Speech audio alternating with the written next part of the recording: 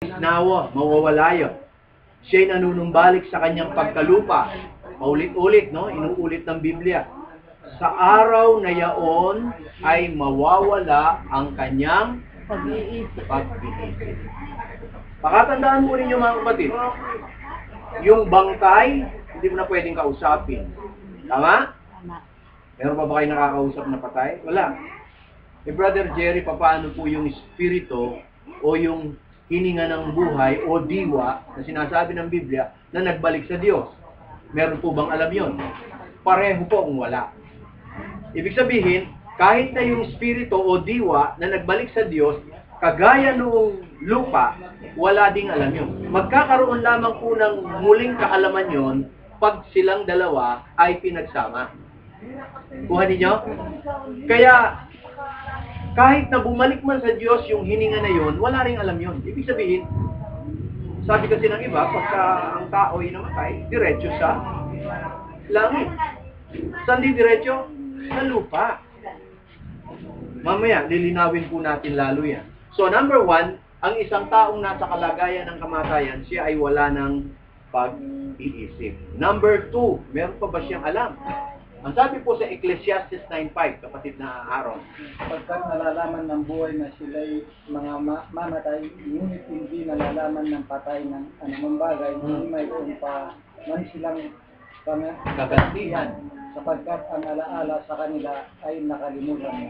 Yan, tingnan po ninyo, wala na daw alam ang mga nasa libingan. Maging yung spirito. Ang sabi po dyan, hindi nalalaman ng patay ang anumang bagay.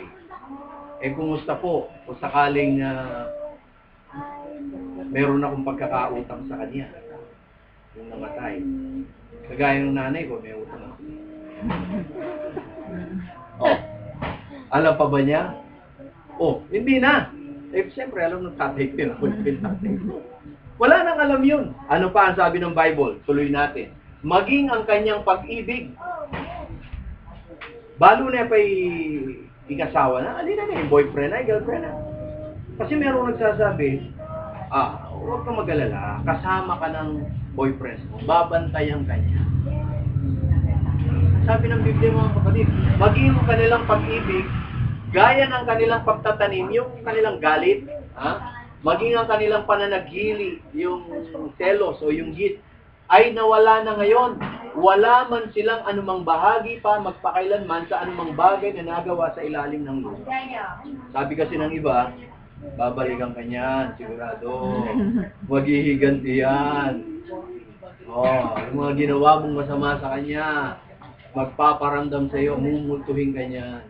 Paano pa babalik mga kapatid? Kung wala nang araw alam. Malinaw, di po ba? So, una, wala nang alam, wala nang isip, wala nang alam. Susunod, baka naman nasa langit. Tingnan natin, no? Halimbawa, itong si David. Kilala niyo si David, di ba? Ito ay isang mabuting hari. Siya'y namatay. So, supposed to be, sa ating nakagis ng paniniwala, pagka namatay ang isang mabuting tao, diretso sa langit. Tingnan naman natin kung si David ba ay nasa langit. Tingnan natin. Ang sabi sa Gawa 2:29, mga kapatid, ang sabi ng sumulat, malayang masasabi ko sa inyo tungkol sa patriarkang si David. Sino ang tinutukoy? David. Si David. Na siya'y namatay at inilibing. So namatay na siya, no? At inilibing. At nasa atin ang kanyang libingan hanggang sa araw na ito. Umakyat kaya si David pagkamatay niya sa langit? Ano po ang sabi ng Biblia? Sapagkat hindi umakyat si David sa mga langit.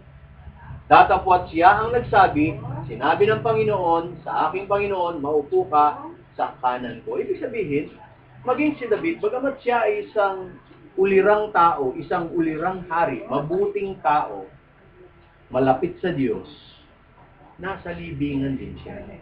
Ang sabi ng tala, maging ang kanyang libingan ay kasama pa natin. Umakyat ba ang kanyang siya sa langit? Hindi po. Hindi umakyat si David sa langit. Ngayon, baka ang tanong po ninyo sa akin, Brother Jerry, paano po yung mga masasama?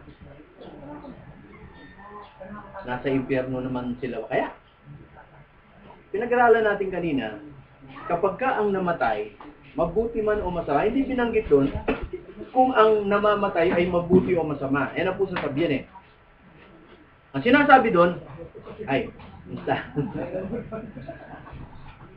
Mabuti man o masama na tao, kapag ka namatay, ang kanyang katawan babalik sa alabok. So, ibig sabihin, nasa libingan. Parang kagaya ni David. Yung kanyang espiritu, saan pupunta? Babalik sa Diyos. So, walang alam yun.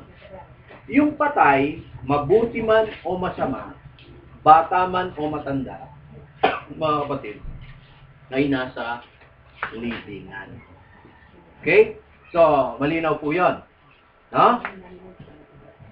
Ngayon, tingnan po natin ang isa pang katotohanan tungkol sa mga patay. Babalik pa ba kaya ang mga patay? Pakibasa. Kung paanong ang ulap ay nawala, gayon siyang bumababa sa Seol ay hindi naaahon pa. Anong ibig sabihin niya? Ha? Kasi merong nagsasabi,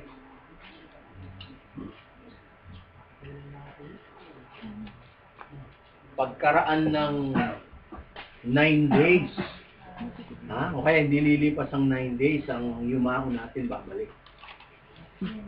Brother Genesis na. Yeah. Ang ganda ng pangalan ni Jen. Oo. Umpisa. Ang sabi, magbalik yan, magparamdam yan. Pero ano sabi ng Bible? Kung paanong ang ulap ay nawala, gayon siya na bumababa sa Sheol. Pag sinabing Sheol, ito po yung libingan. Sa Old Testament, ang Hebrew po nito ay libingan o Sheol libingan. Hindi na raw aahon pa. Ano pa sabi?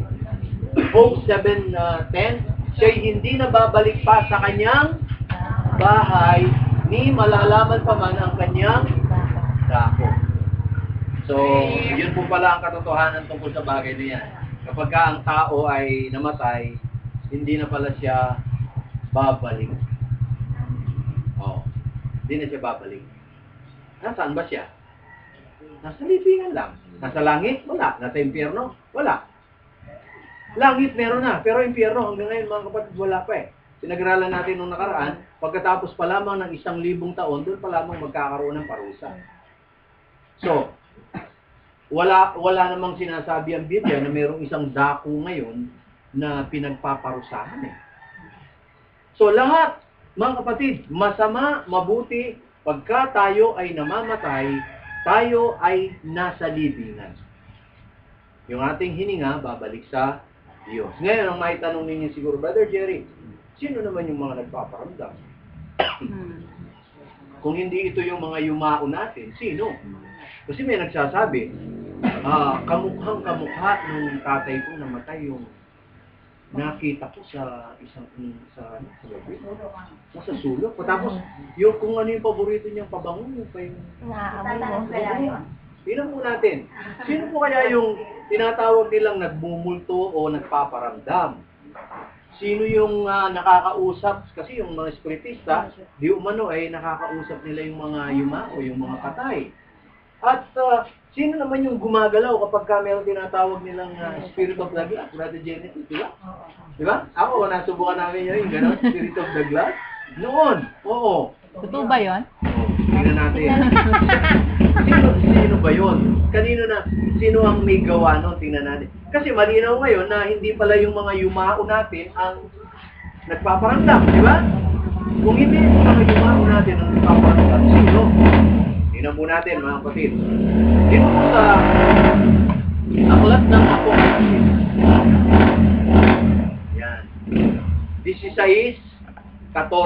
Diba sa... Sapagkat sila'y mga espiritu ng mga demonyo na nagsisigawan ng mga tanda na pinaroroonan nila ang mga hari sa buong sanlibutan. Sa aklat po ng Apokalipsis, malinaw ang sinasabi na sila'y mga espiritu ng mga demonyo na nagsisigawa ng mga tanda. Alam niyo, kaya nilang gayahin yung mga yumao natin. Dito pong minunang mete na kiratam, ingkong. Kaya nilang gayahin. Brother Genesis, kaya nilang gayahin yun. Kasi Kahit na ngayon, meron dito eh. Merong espiritong masama dito na binabantayan tayo. Gumagawa ng paraan para hindi natin maunawaan itong ating pinag-aaralan. Hindi lang natin sila nakikita. Alam nila kung ano yung day-to-day na ginagawa natin.